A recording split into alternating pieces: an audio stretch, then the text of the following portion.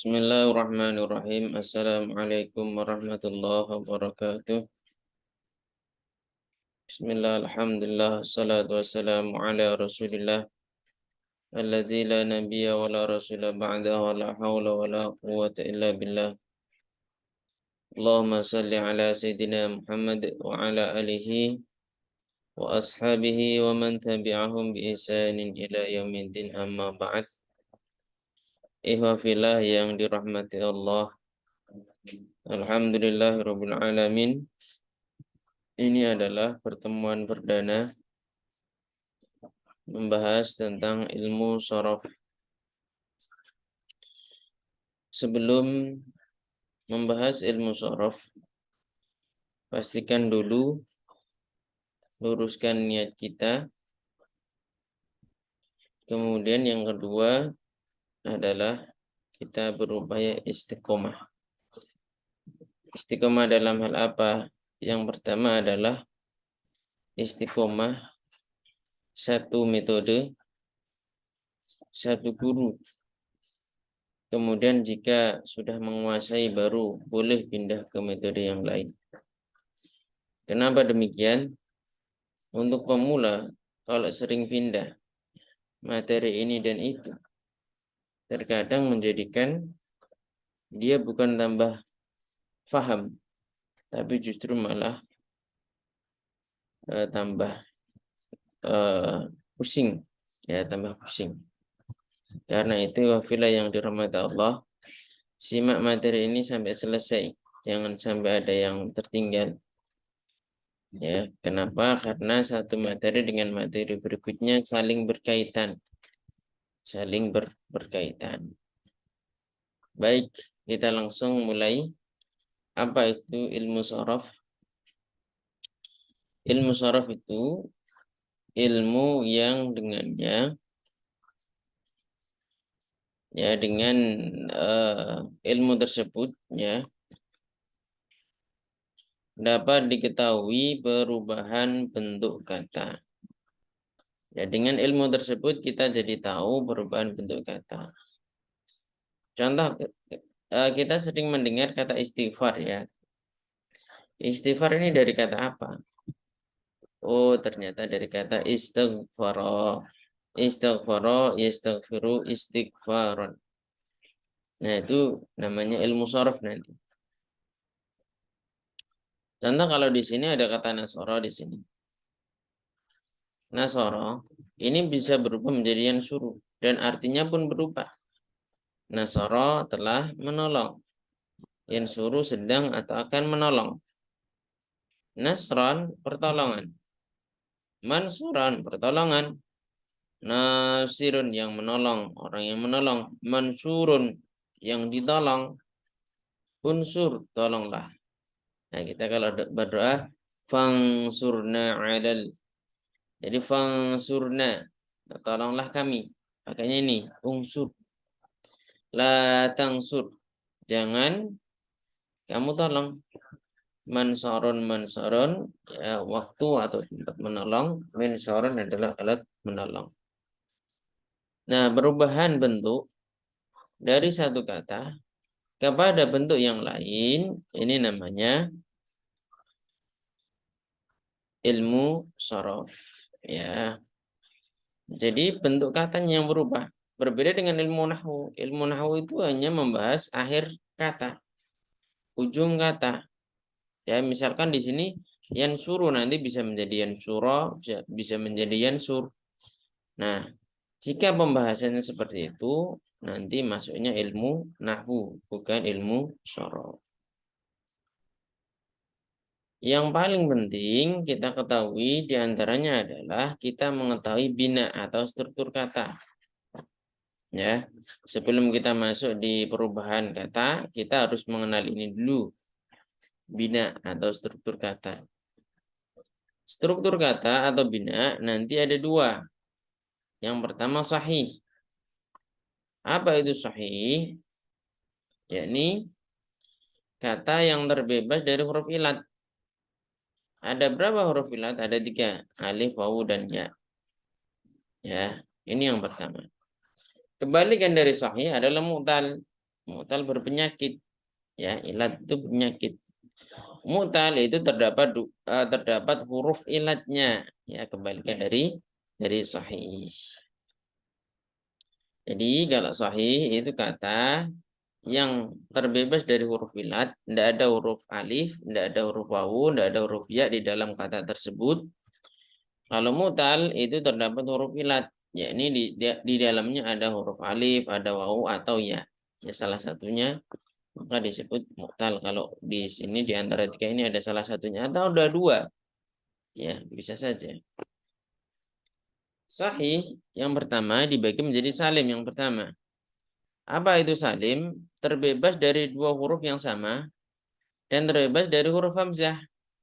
Tidak ada huruf yang double, tidak pula ada huruf hamzah di dalamnya. Contoh, kataba. Kataba ini terdiri dari huruf kaf, ta, dan ba. Ya, kaf, ta, dan ba. Ini artinya menulis kataba. Di sini tidak ada huruf yang sama, tidak ada huruf hamzah, apalagi huruf ilat. Ya, ini nanti ketika ditasrif dirubah dari satu bentuk ke bentuk yang lain ini paling gampang. Ya bina salim ini. Jalasa artinya duduk. Jim, lam, sin. Di situ tidak ada huruf yang double, tidak pula ada huruf hamzah. Alima mengetahui. Ya, alima mengetahui. Di sini juga ada huruf hamzahnya, tidak ada huruf yang sama dan seterusnya. Ya. Terus al-mudha'af. Ya, mudha'af itu artinya berlipat ganda, dilipat gandakan. Maksudnya apa? Maksudnya di situ terdapat dua huruf yang sama. Ya, terdapat dua huruf yang sama. Contoh, madda. Madda ini aslinya bukan madda. Dia aslinya adalah ya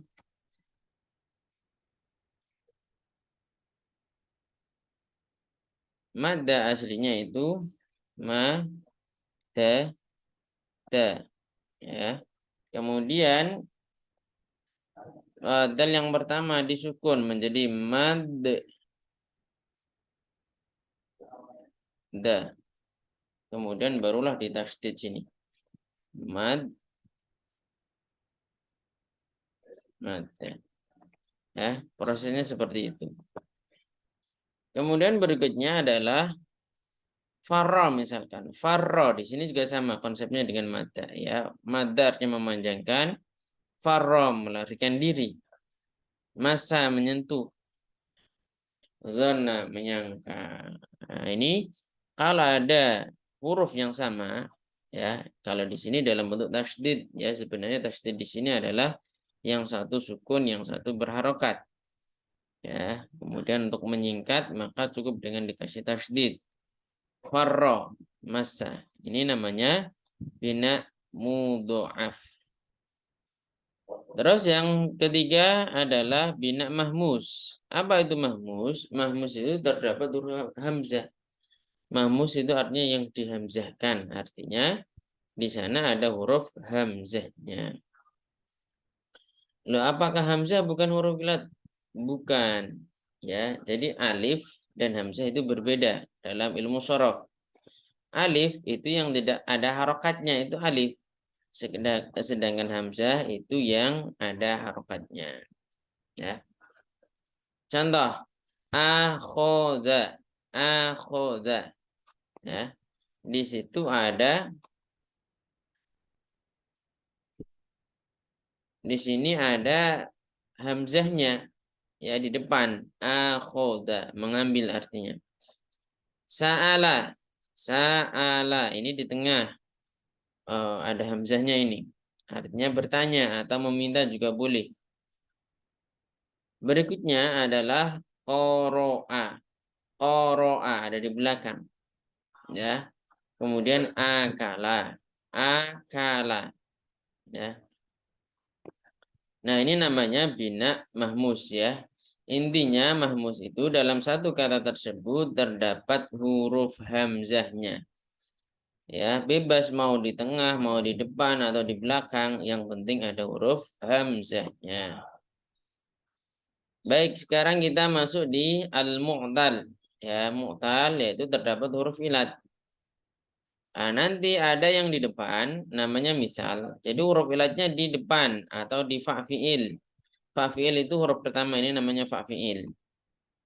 Kemudian ajwaf terdapat huruf ilat ya di ain fi'il atau di tengah jimnya ini. Nah, berarti di sini ya ain fi'il itu tengah. Terus naqis itu terdapat huruf ilat di lam fi'il di belakang. Ya, ada di belakang ini.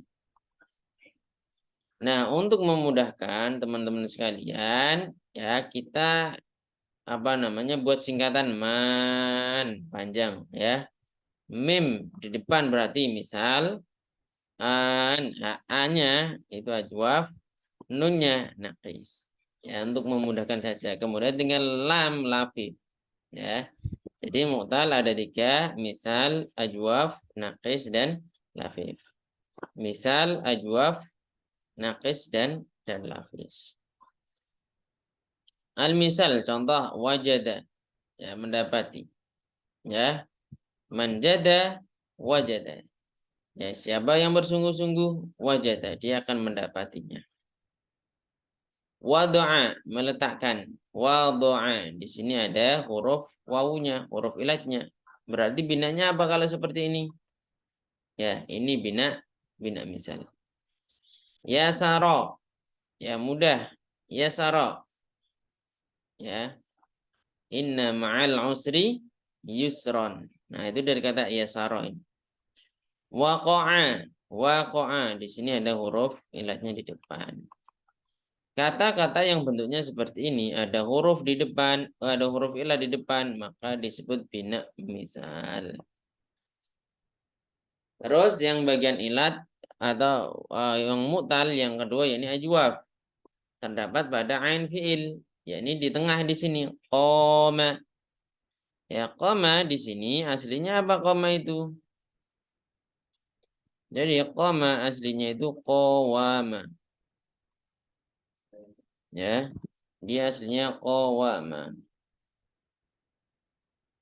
Qawama. Kemudian nanti ada kaidah ilal. Ya, ketika ada wawu berharokat ya dalam satu kata jatuh setelah fathah qawama maka harus diganti alif, berarti menjadi qoma seperti ini ya. Berikutnya ba'a ini aslinya baya'a ya. Ini aslinya ba ya apa baya'a. Konsepnya sama dengan tadi. Ada ya fathah, ada ya berharokat jatuh setelah fathah dalam satu kata. Ya, ada ya berharokat jatuh setelah harokat fathah ba. Ba di situ berharokat fathah. Maka ini harus diganti alif. Ba. Jadi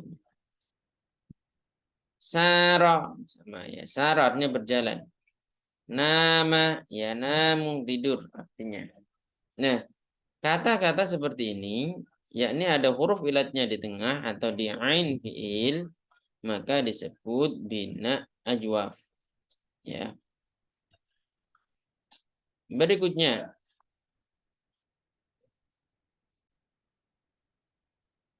sekarang kita masuk di nakis. Ya, nakis itu huruf ilatnya di lam fiil atau di belakang.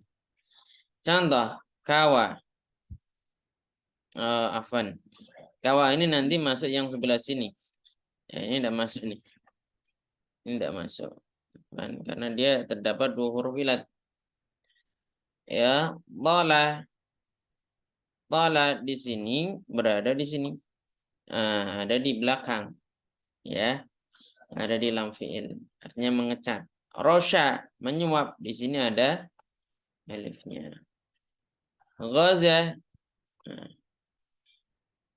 ada alifnya ini. Ya. Jadi Kalau kata seperti ini, huruf ilatnya di belakang, ini namanya bina naqis. Bina naqis. Terus yang mu'tal yang bagian terakhir ya ini lafif. Lafif itu apa? Terdapat dua huruf ilat. Ya. Nanti ada yang makrun, ada yang mafruk. Apa ya itu makrun? Makrun itu kedua huruf ilat bertemu langsung. Contoh, syawa. Syawa di sini wawu dan ya. Ya atau alif di sini wawu dan alif. Ini bertemu langsung.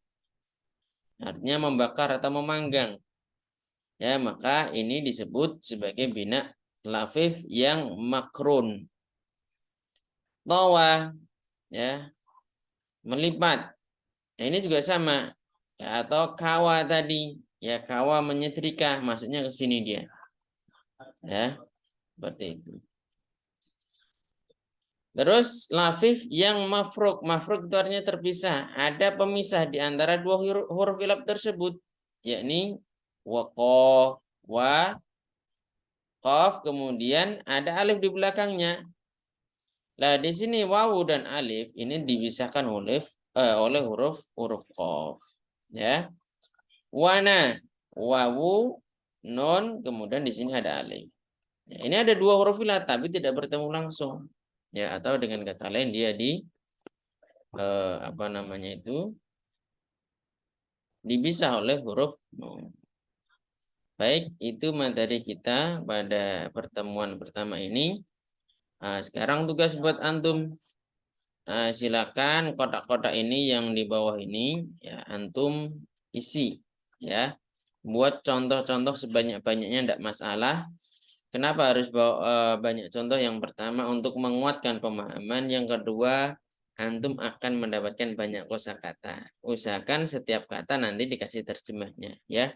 Silakan tulis ya di kolom komentar.